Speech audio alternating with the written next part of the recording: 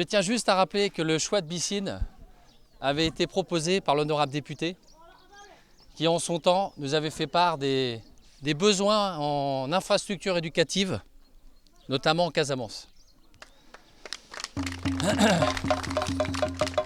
Et suite à nos différents échanges, nous avions décidé de venir et de voir effectivement ce qu'il en était sur place. Et je peux vous assurer que notre choix a été très rapidement fait. Nous avons compris les enjeux de la Casamance, ce que les populations ont pu subir comme souffrance durant toutes ces dernières années, et le besoin de repeupler nos villages pour le développement de la Casamance.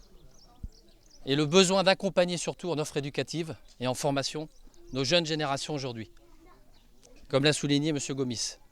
Et c'est dans ce cadre-là, dans notre rôle d'acteur privé aussi, et dans notre politique RSE et notre rôle sociétal, que nous avons décidé d'offrir 2 salles de classe ici à Bissine. Moi, je pense que je sors en tout cas très satisfait de cette cérémonie d'inauguration, parce que c'était pour moi un rêve quand on a engagé les premières démarches.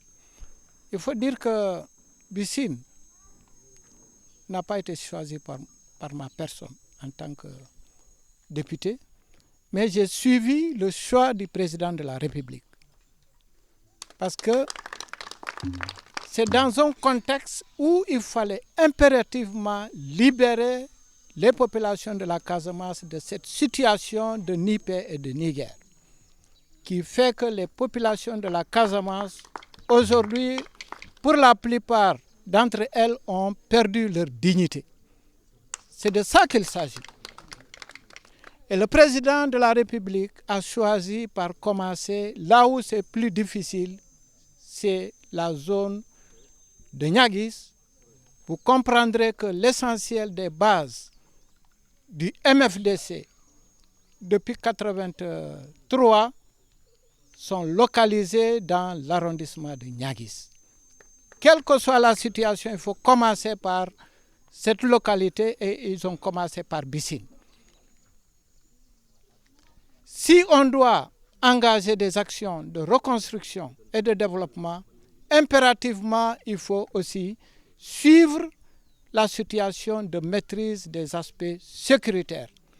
Là où les autorités administratives vont nous dire que les conditions sont réunies pour que les gens reviennent, pour qu'on puisse les accompagner, nous, en tant qu'élus, en tant qu'organisation de développement, on est obligé à accompagner les populations. C'est ça qui motive le choix de Bissine.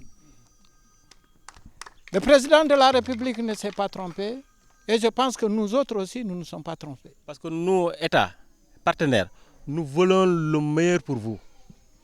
Le meilleur. Ce qui se fait à Dakar, à Saint-Louis, à Thiès, on le veut ici.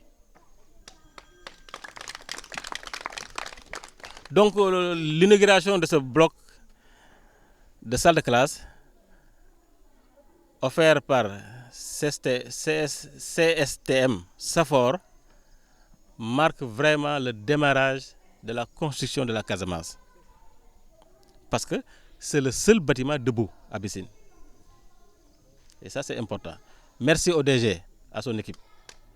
Parce que c'est un symbole. Vous l'avez dit, il n'y a pas de hasard. L'école de Bissine est née en 62, vous êtes nés en 62. Donc vous êtes des jumeaux. Et en matière de jumeaux, ça s'entend. On s'entend. Donc merci pour ce geste de générosité. Le gouverneur m'a chargé, parce que c'est lui qui devait venir inaugurer ce bâtiment. Il m'a chargé de le faire à sa place, au nom du chef de l'État. Donc ça marque le début de la construction de la Casamance, parce que l'État a réglé le problème de sécurité avec l'armée, en faveur des opérations de sécurisation qui ont réussi, en faveur des opérations de déminage sur les sites de retour. Les populations civiles ont commencé à rentrer. Ici à Bissine, nous avons enregistré le retour le 5 juillet 2020. Et on a déclenché un processus de réinstallation sociale, réintégration sociale.